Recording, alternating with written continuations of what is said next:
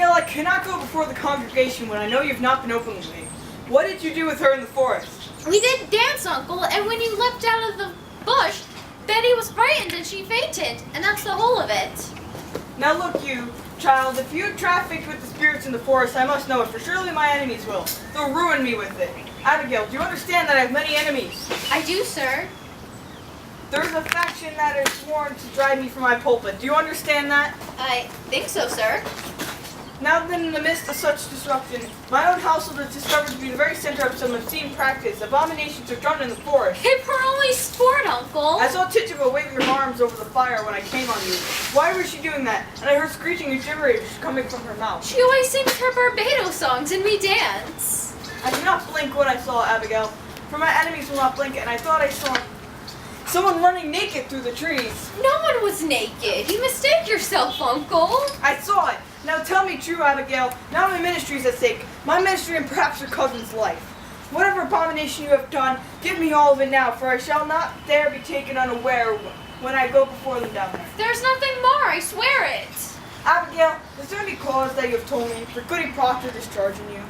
It's troubled me that you are now 7 months out of their house, and in all this time no other family is called for your service. They want slaves, not such as I. Let them send to Barbados for that. I will not blacken my face for any of them. Why, Goody Putnam, come in. It's a marvel, it's surely a stroke of hell upon you. No, Goody Putnam, it is. How high did you fly? How high? No, she never flew. Why, it's sure she did. Mr. Collins saw her going over Ingersoll's barn and come down light as a bird, he says. Now look, you Goody Putnam, she never... Oh, good morning, Mr. Putnam. It is Providence the thing is out now. It is Providence. What is out, sir? What's... Why, her eyes are closed. Look you in. Why, that's strange. Ours is open. Your little Ruth is sick?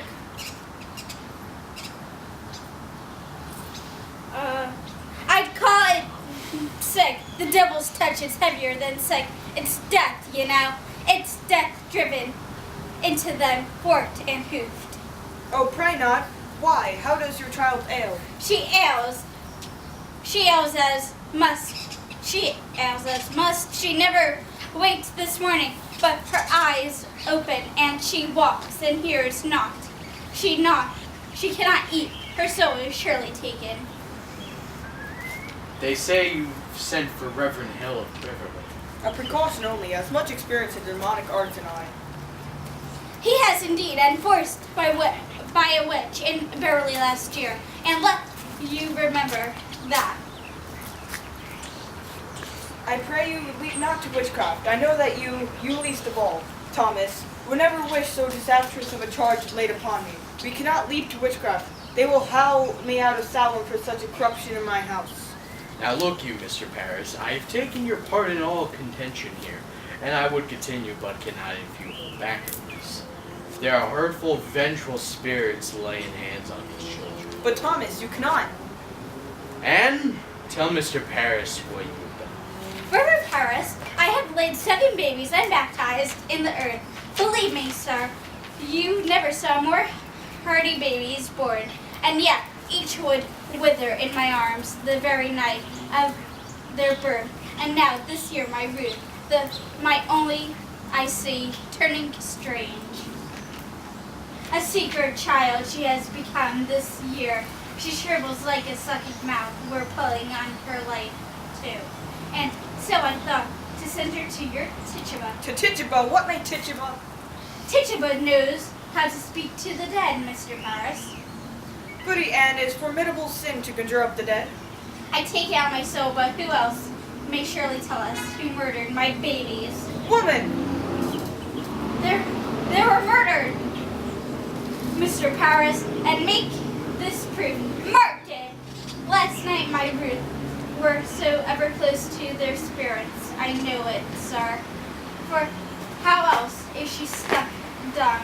Now expect some power of darkness would stop her mouth. It's marvelous sign, Mr. Paris. Don't you understand it, sir? There are a murdering witch among us, bound to keep yourself in the dark. Let your enemies make it of what they will. You cannot look it. Then you were conjuring spirits last night. Not I. It's Tituba and Ruth. Now I am undone. You are not undone. Let you take hold here. Wait for no one to charge you declare yourself. You have discovered witchcraft. In my house, Thomas, they will topple me with this. They will make it a... Your pardons. I only thought to see how Betty is. Why aren't you home? Who's with Ruth? Jesus. I come from the farm. The whole country is talking witchcraft. They'll be calling us witches, Abby. Abby, we've got to tell. Witchery's a hanging error. A hanging like they done in Boston 2 years ago. We must tell the truth, Abby. You'll only be whipped for dancing and the other things. Betty? No, Betty, dear, wake up. It's Abigail. I'll hit you, Betty. My, you seem improving. I talked to your papa. I told him everything, so there's nothing to... You drank the blood! You drank the blood! Betty, don't say that! You keep going. You did! You did! You drank a charm to kill John Proctor's wife! You drank a charm to kill Kitty Proctor! Okay. Just sit up. Shut it! No, shut it! Now look, you! All of you! We danced and Tituba conjured Ruth Putnam's dead sisters. And that is all. And mark this! Let either of you breathe a word or the edge of a word about the other things, and I will come to you in the black of some terrible night, and I will bring a pointy reckoning that will shudder you. And you know I can do it. I can make you wish you had never seen the sun go down.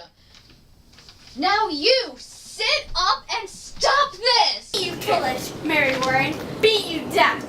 I forbid you to leave the house. Did I not? Now get you home. My wife is waiting with your work. I'd best be off. I have my Ruth to watch. Good morning, Mr. Proctor. She's only gone silly. Somehow. She'll get over it. So she flies, eh? No, she doesn't fly. The road past my house is a pilgrimage to Salem all morning. The town's mumbling witchcraft. Oh, posh. We were dancing in the woods last night, and my uncle leaped out, and Betty got frightened. And passed out. Dancing by moonlight. You'll be clapped in the stocks before you're 20. Give me a word, John. A soft word. I come to see what mischief your uncle's brewing. Put it out of mine, Abby. John, I'm waiting for you every night. Abby, you put it out of mine. I'll not be coming for you more. You know me better. I know how you clutched my back behind your house and sweated like a stallion whenever I came near. I saw your face when she put me out. You loved me then, and you love me now. Child! What do you call me, child?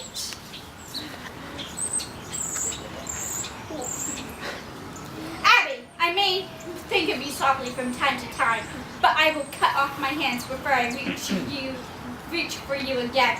Wipe it out of mine. We never touched, Abby.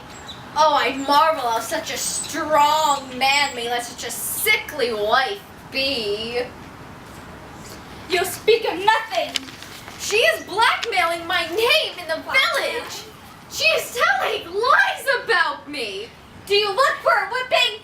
You loved me, John Proctor, and whatever sin it is, you love me yet. John, pity me, John.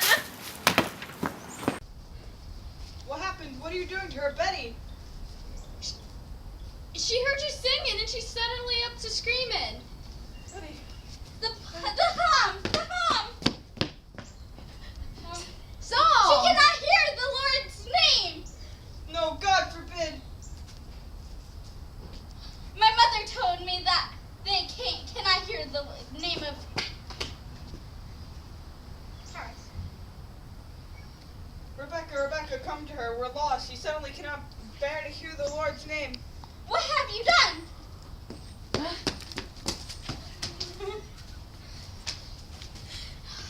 pray.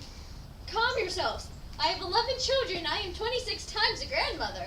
And I have seen them all through their silly seasons. And when it comes on, they'll run the devil bow-legged, keeping up with their mischief. I think she'll wake when she tires of it.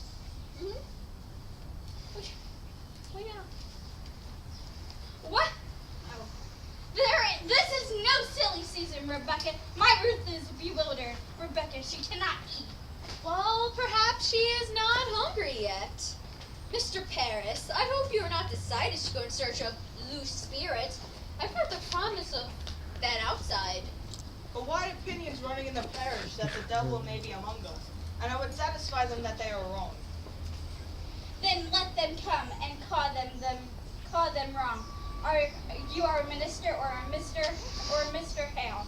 Did you consult the wardens of the church before you called the minister to look for devils? He's not coming to look There for will be devils. children dying in the village, mister. I see nothing dying. Pray, John, be calm. Mr. Paris, I think you'd best send Reverend Hale back as soon as he come. I think we all rely on Dr. Griggs now in good prayer. Rebecca, the doctor is baffled. If so he is, then let us speak to God for the cause of it. There is prodigious danger in seeking of loose spirits. I fear it. Let us rather blame ourselves and... How may we blame ourselves? I am the one of 9 sons. The Putnam seed shall people this province. And yet I have but one child left of 8, and now she shrivels. I cannot fathom that. When Reverend Hale comes, you will proceed to look for signs of witchcraft here. You cannot command Mr. Paris. We built by the name in this society, not in Acridge. I never heard you worried so on this society, Mr. Proctor. I do not think I saw you at Sabbath meetings since snow fell. Is that a cut? I have trouble enough without. I have come 5 miles to hear him preach only hellfire and bloody damnation. There are many others who stay away from church these days because he hardly ever mentions God anymore. I am your 3rd preacher in 7 years. I do not wish to be put out like the cat whenever some majority feels the whim. You people seem to be not to comprehend that the minister is the Lord's man in the parish. A minister is to not be so lightly crossed and contradicted. Aye. There is either obedience or the church will burn like hell is burning. Can you speak 1 minute without we land in hell again? I'm sick of hell.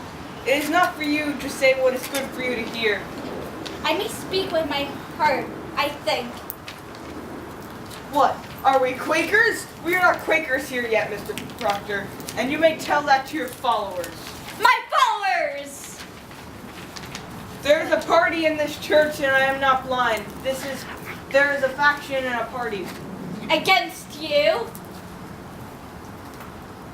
Against him in all authority. What? Why then? I must find it and join it. He does not mean that. I mean it solemnly, Rebecca. I like not the small of this authority. I have a crop to sow and lumber to drag home. What you say, gullies? Oh, Giles. What you say, Giles? Let's find that party. He says there is a party.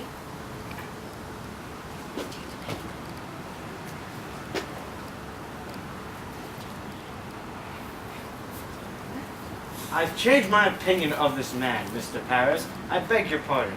I never thought you had so much iron in you. Why, thank you, Giles. It suggests to the mind what the trouble be among us all these years. Think it on it. Wherefore is everybody suing everybody else? I have been in court 6 times this year. Is it the devil's fault that a man cannot say good morning without you clap him in defamation, you old Giles, and you're not hearing as well as you did? John Proctor, I have only last month collected £4 damages for your publicly saying I burned the roof off your house, and I never said no such thing, but I paid you for it, so I hope I can call you dumb without charge. Come along, Giles, and help me drag my lumber home. I'll be damned first. Mr. Hale. It's good to see you again. My, they're heavy. They must be. They are weighted with authority. Well, you do come prepared. We shall need hard study. If it comes to tracking down the old boy, you cannot be Rebecca, nurse. I am, sir. Do you know me? It's strange how I knew you, but I suppose you look just as you look as such a good soul should. We have all heard of your great charities in Beverly. Do you know this gentleman, Mr. Thomas Putnam, and his good wife Anne?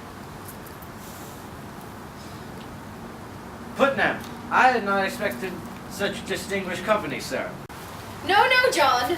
I think not. I have some few queer questions in my own to ask this fellow. I have heard you be a sensible man, Mr. Hale. I hope you'll learn some of it in Salem.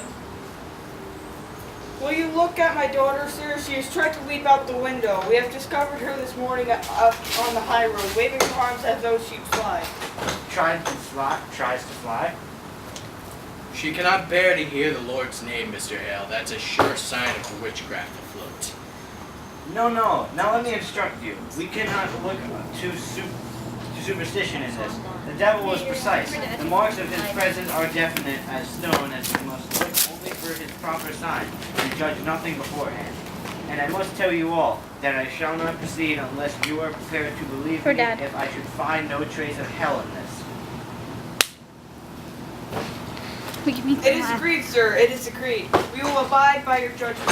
Good then. Now, sir, what were your first warnings of this strangeness? Why, sir, I discovered her and my niece Abigail and 10 or 12 of the girls dancing in the forest last night. You permit dancing? No, it was a secret.